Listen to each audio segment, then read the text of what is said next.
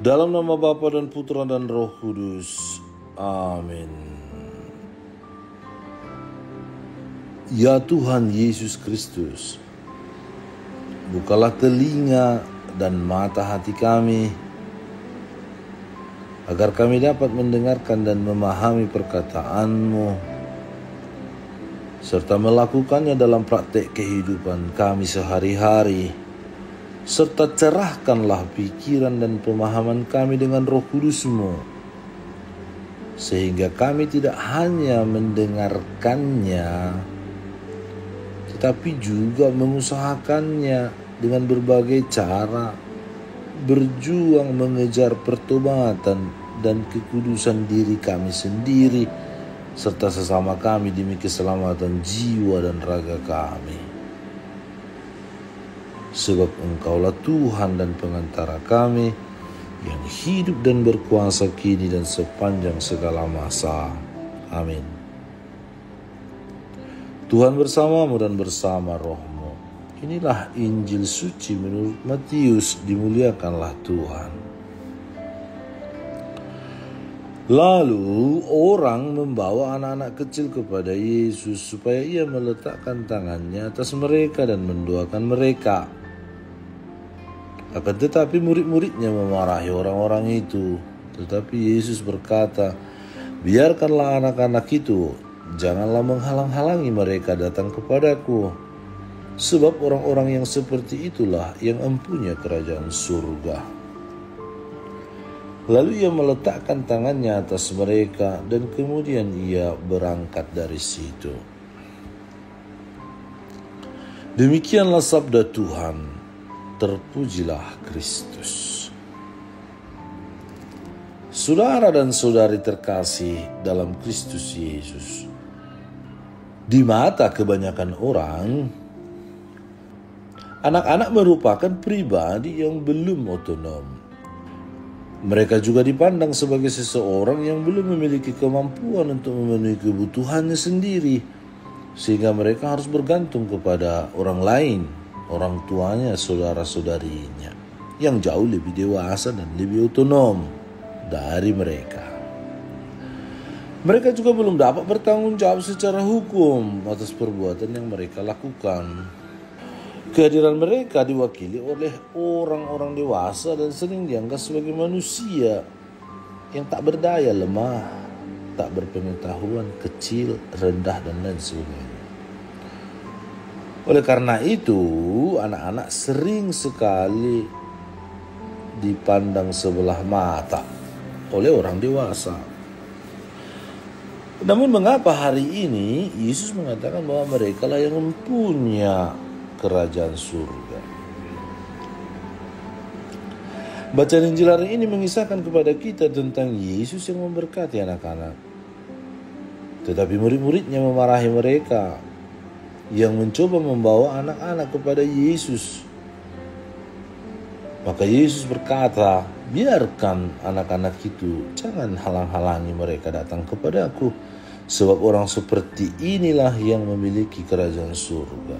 Kerajaan surga tidak dimiliki oleh mereka yang terlalu mengandalkan kecerdasan, kepintaran, IQ yang cukup tinggi, atau kedewasaan secara mental, atau kedewasaan secara pribadi, kepribadian, atau kedewasaan dalam hal lain, atau si paling tahu atau paling memahami agama.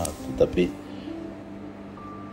orang-orang yang memiliki hati seperti anak kecil,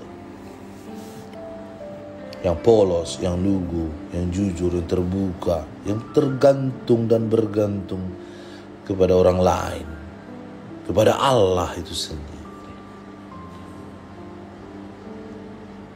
Mereka datang kepada Yesus dengan hati yang tulus, tanpa niat yang terselubung atau maksud yang tersembunyi. Tidak ada motivasi yang tak bisa kita pahami. Mereka datang dengan kerendahan hati dan hanya karena percaya mereka mengikuti Yesus. Inilah kunci dari kerajaan Allah. Kerajaan Allah bukan soal status, jabatan, prestasi, popularitas, pencapaian, dan lain sebagainya. Kerajaan Allah adalah tentang hati, di mana Allah bisa menjadi raja. Allah yang penuh kasih dan kasih yang meraja di dalam hati. Dan anak-anak memiliki hati yang dekat dengan kerajaan kasih itu. Dipenuhi kasih itu sendiri. Rajanya adalah kasih itu sendiri. Rajanya adalah Yesus yang adalah kasih itu. Mereka datang kepada Yesus dengan sepenuh hati, dengan kerendahan hati, tidak memiliki kemampuan apapun, ketidaktahuan apapun, tetapi mau datang kepada Yesus. Saudara dan saudari terkasih, dalam kehidupan sehari-hari tak jarang kita menjadikan gereja sebagai tempat untuk memamerkan harta, kekayaan, ketenaran, status jabatan, posisi, dan lain sebagainya. Sehingga kita kelihatan bahwa kita adalah orang atau pribadi yang dekat dengan Tuhan, padahal itu semuanya adalah penuh dengan kemunafikan. Itu bukan jati diri kita. Kita bukan seperti orang kecil, anak kecil yang tak tahu apapun, tetapi yang merasa diri hebat dan paling pintar dan paling tahu. Padahal itu tidak dikehendaki oleh Tuhan. Kita datang bukan dengan hati yang hancur dan rindu akan Tuhan, melainkan dengan keinginan untuk dilihat, diakui, dan dipuji. Dan banyak orang-orang Katolik, umat-umat Allah, yang menghidupi mentalitas seperti ini. Kita dipanggil untuk bertobat, berubah dan berrekonsiliasi dengan cara hidup kita yang tak baik itu. Namun hari ini saudara-saudari, Yesus mengajak dan mengundang kita untuk datang kepada Allah dengan hati seperti seorang anak kecil. Polos, jujur, terbuka, lugu, rendah hati, dan tak tahu apapun. Belum dewasa. Dan dia mau bergantung dan tergantung kepada Allah. Karena dia merasa rendah hati, rendah dalam segala hal. Dia menempatkan Allah segalanya dalam hidup. Datanglah kepada Allah tanpa topeng dan kemunafikan, tanpa niat busuk dan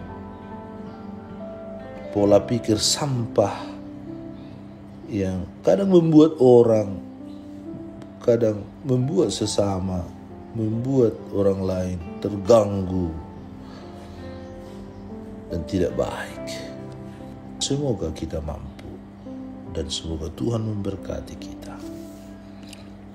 Allah Bapa yang penuh kasih, semoga kami semua menjadi pribadi yang peka terhadap sabdamu dalam ekaristi dan mengalami berkat melimpah karena sabdamu yang hidup dan berkuasa di dalam diri kami. Amin. Allah Bapa kami, penuntun kehidupan, Engkau telah menuntun Abraham menuju tanah terjanji. Engkau juga menuntun bangsa Israel menuju tanah Yerusalem melalui tangan Musa. Kini kami umat-Mu keuskupan Padang sedang berjalan bersama dalam sinode kefikepan menuju keselamatan yang Engkau janjikan dalam diri Putra-Mu Yesus Kristus. Tuntunlah peziarahan hidup kami dengan kuasa Roh Kudus-Mu, agar kami tetap tabah, sabar dan setia menghadapi kesulitan dan tantangan hidup. Bimbinglah kami supaya mampu berjalan bersama, saling meneguhkan dalam iman, harapan, dan kasih. Bunda Maria, doakanlah kami putra-putrimu sepanjang sinode kefikepan ini berlangsung.